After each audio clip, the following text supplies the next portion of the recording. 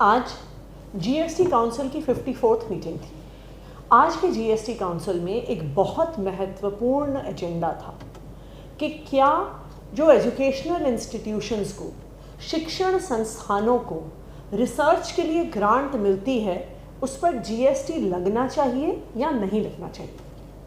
पिछले महीने अगस्त में केंद्र सरकार ने देश के कई बड़े शिक्षण संस्थानों को जीएसटी के नोटिस भेजे।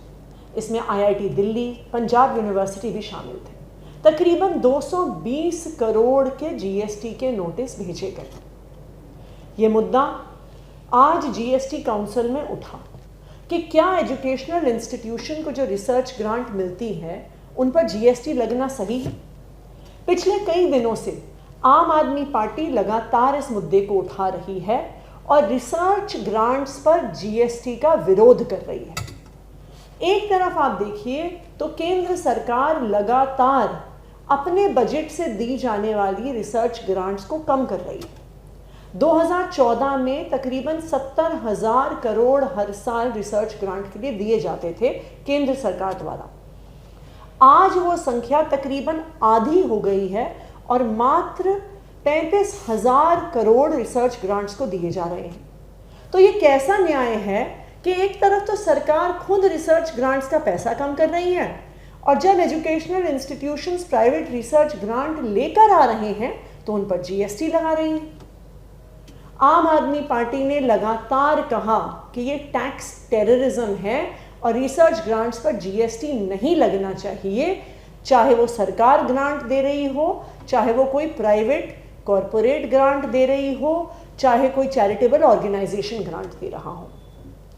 आज 54th जीएसटी काउंसिल की मीटिंग में इस मुद्दे को मैंने दिल्ली के वित्त मंत्री होने के नाते और हरपाल सिंह चीमा जी पंजाब के जो वित्त मंत्री हैं, हम दोनों ने इस मुद्दे को जीएसटी काउंसिल की मीटिंग में उठाया और ये मांग करी कि एजुकेशनल इंस्टीट्यूशंस को मिली किसी भी रिसर्च ग्रांट पर जीएसटी नहीं लगना चाहिए।